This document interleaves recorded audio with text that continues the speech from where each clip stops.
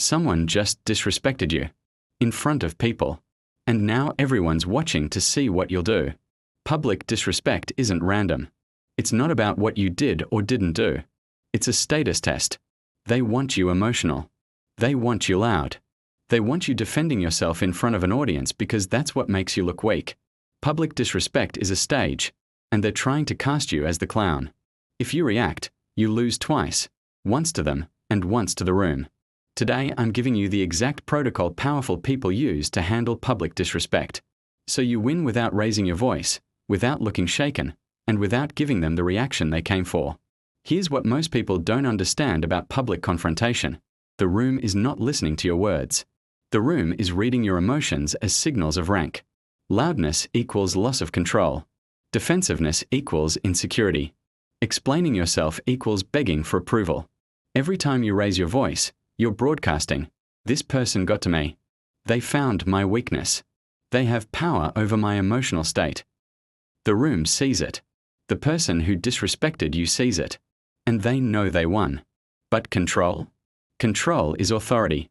When you can stand in the middle of a public attack and remain completely unshaken, you're communicating something far more powerful than any comeback could achieve. You're showing the room that this person doesn't have the authority to disturb you, that their opinion doesn't register as a threat, that you operate at a frequency they can't reach. Your calm isn't kindness. It is dominance. Before you can respond, you need to understand what you're dealing with. Public disrespect comes in 3 forms. Each has a different motive. Each requires the same response, but understanding the motive keeps you from getting emotional. First, the joker. The joker humiliates you for laughs. They want social capital. They want the room to see them as clever, funny, and dominant. And they're willing to throw you under the bus to get it. Think of comments like, "Oh wow, you actually did something right," or "Look who decided to show up." Their goal is laughter at your expense. And if you laugh along or defend yourself, they win. Second is the competitor. The competitor challenges you to climb above you. They see you as a threat to their status, so they try to knock you down in front of witnesses. They'll say things like, "That's an interesting approach. We usually do it the professional way." Or, "Maybe next time you'll think before you speak." Their goal is to position themselves above you in the hierarchy. If you argue or explain, you're accepting their frame that you need to justify yourself to them. And third, the bully. The bully provokes you to trigger your emotional collapse. They don't want laughs or status. They want to see you break. They feed on your reaction. You'll hear things like, "Are you always this sensitive?" Or, "Relax, I'm kidding." Unless. Their goal is to make you look unhinged. If you get loud or defensive, you give them exactly what they wanted. All 3 types want the same thing from you, an emotional reaction. Because the moment you react, you validate their power over you. Most people lose before they even open their mouth. The trap is not the disrespect itself. The trap is your impulse to explain, to correct the record, to prove that what they said isn't true. Explaining is begging the room for understanding. When someone says, "Wow, didn't know you could actually finish something," and you rush to list all the projects you've completed, you're not defending yourself. You're confessing that their opinion matters.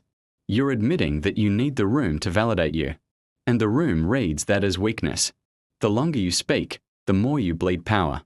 You don't need to prove you're right. You need to prove you're unshaken. Here's the system. STOIC. 5 steps.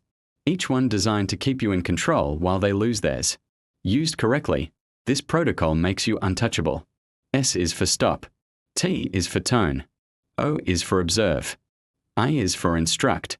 C is for consequence. Let's start with S. Stop. This is the 2-second power move.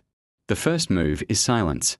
Not the silence of someone who doesn't know what to say. It's the silence of someone deciding whether the other person is even worth their attention. A 2-second pause is a power move. When someone disrespects you publicly and you immediately respond, you're reacting. You're letting them control the tempo. But when you pause, when you look at them for 2 full seconds before you speak, you break their momentum. You reclaim control. You signal to the room that you are not rattled. Research on interpersonal effectiveness shows this moment of mindfulness separates reactive people from people who command respect. It's the difference between impulse and choice. Pause. Breathe. Look at them like you're deciding if they're worth your next sentence. That pause tells the room, this person does not control me. Next, T for tone. Lower, slower, colder. Your voice is the second signal. Most people, when publicly attacked, raise their volume and talk faster. They add emotion to match the intensity. That's exactly what the attacker wants, because a loud, fast, emotional response looks defensive and weak. You do the opposite. Lower your volume. Slow your pace. Remove all emotional inflection. Make your voice sound like a policy announcement. No sarcasm. No anger. No nervous laughter. Just calm, deliberate words delivered at a volume that forces people to lean in to hear you. You're not matching their energy. You're setting a new standard and forcing them to meet it. When you speak calmly in response to public aggression, you communicate, I am not threatened by you. I am not even slightly disturbed. Now for O, observe. Name the behavior, not the person. Now you speak, but you don't insult them back. You don't call them names. You don't attack their character. That would bring you down to their level and give them ammunition. Instead, you label the behavior cleanly and factually, without emotion. Here are 3 lines. Choose one based on the situation. Line 1, that was unnecessary. Short, direct, factual. You're not accusing them of being a bad person. You're stating that their comments served no purpose. Line 2, that sounded like a dig. This removes their deniability. They can't claim they were just joking or that you misunderstood. You've named it, forcing them to either own it or retreat. Line 3, you're speaking to me disrespectfully. This is the most direct. Use it when the disrespect is blatant. It puts a spotlight on their behavior. These lines work because they remove ambiguity. You're not confused. You're not wounded. You're calmly pointing out that their behavior crossed a line. And the room sees you are in control. Which brings us to I, instruct. Set the standard. Observation names the problem. Instruction sets the standard for how you expect to be treated. This is where you tell them, calmly and clearly, how you will and will not be spoken to. You're not pleading. You're not negotiating. You're defining the terms of engagement. Here are 3 instruction lines. Line 1, if you have feedback, say it directly. This works for passive-aggressive jabs.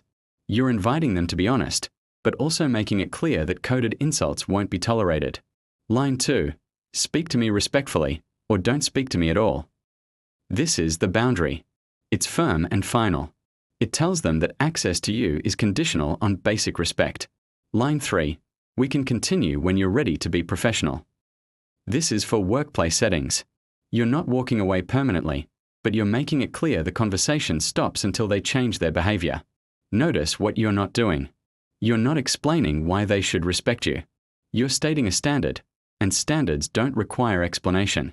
Finally, C is for consequence. Dominance is follow-through. This is the step that separates people who command respect from those who just talk about boundaries. Dominance is not volume, it's consequence. If you don't follow through, you teach them that your boundaries are negotiable and they will never stop testing you. Here are 3 options. Option 1, exit. We are done. Then you stand up and walk away. No explanation, no apology, no looking back. You end the conversation and remove your presence. This is the nuclear option.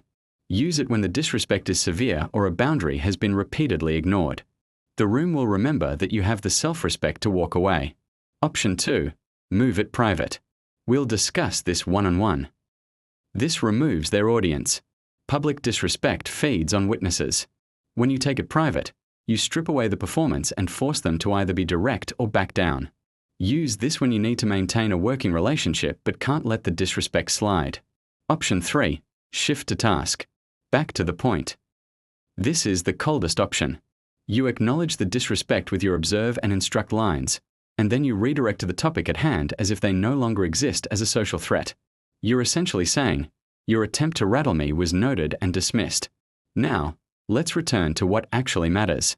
If they keep pushing after you've set the consequence, use the broken record technique. Repeat one line, calmly, without variation. If they say, come on, I was just joking, you just say, we are done. If they say, you're being dramatic, you say, we are done. No elaboration. No emotion.